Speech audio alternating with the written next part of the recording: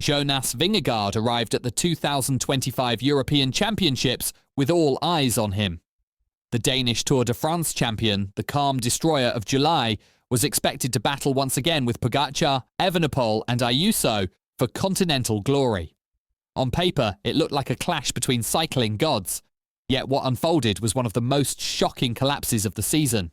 At just over 100 kilometres from the finish, the first serious climb of the day, Côte de Saint-Romain-de-l'Air, split the peloton to pieces. The early pace was savage, and when the dust settled, Jonas Vingegaard was no longer there. No crash, no mechanical issue, no excuse. He simply couldn't follow the rhythm. For a rider who built his reputation on suffering, the image was surreal. The yellow jersey of Denmark drifting backwards, while Slovenia and Belgium tore the race apart. Commentators hesitated, unsure whether it was strategy, sickness, or pure exhaustion. But the truth was simpler and harsher. Vingegaard just didn't have the legs. By the time cameras found him again, he was pedalling alone, face expressionless, legs heavy, the peloton long gone. At the front, Tadej Pogačar attacked with trademark ferocity, launching one of those long-range raids that have come to define his era. The contrast couldn't have been sharper. While Pogačar soared toward gold, Vingegaard faded into anonymity. His early withdrawal wasn't just a sporting disappointment, it felt like a rupture in the myth of his invincibility. In Denmark, disbelief turned to silence. The champion who had carried a nation's pride through the mountains of France suddenly looked human, fragile, vulnerable. It was a reminder that cycling, no matter how predictable it seems, has a cruel memory. It never forgives a single day of weakness.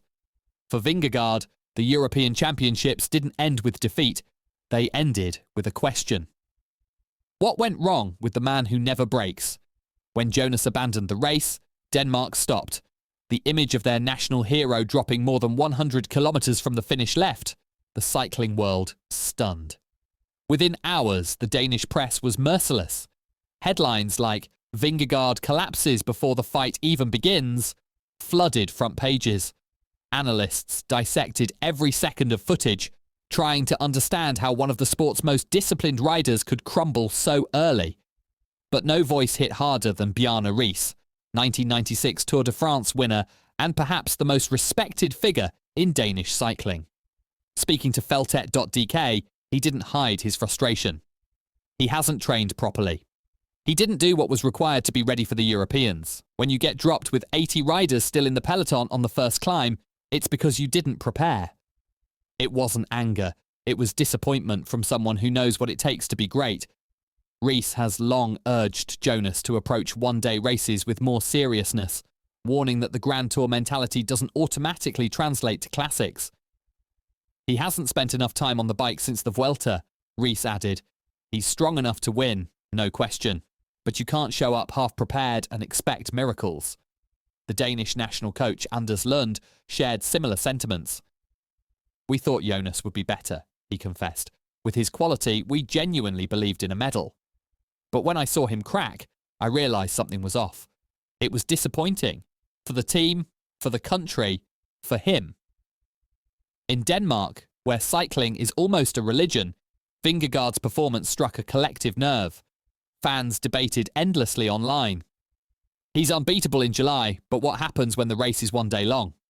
The discussion wasn't about his talent. It was about his commitment. And for the first time in years, people wondered if Jonas had lost a bit of the hunger that once made him untouchable. After the criticism came silence. No statements, no excuses, just a void. Then, 2 days later, Jonas Vingegaard finally spoke. And when he didn't try to hide behind pretexts. His tone was calm, even fragile, almost disarmingly honest. I'll admit it, he said. I wasn't ready. After the Vuelta, I needed more time off the bike than I thought. It's not that I didn't want to train, I just couldn't. The admission took many by surprise. Vingegaard has always been the embodiment of precision, preparation, and control. To hear him confess fatigue, both physical and mental, was something new. He explained that the Vuelta, which he won despite illness, had drained every ounce of energy. When the body demanded rest, he listened, but perhaps for too long. Meanwhile, riders like Pogačar and Evenepoel were sharpening their form with late-season racing. Jonas, by contrast, entered the Europeans with almost no rhythm. "Maybe it was the 2 weeks off. Maybe it's just deep fatigue that hasn't left me yet," he said. Whatever it was, I had no legs. For a Tour winner, those 4 words cut deep.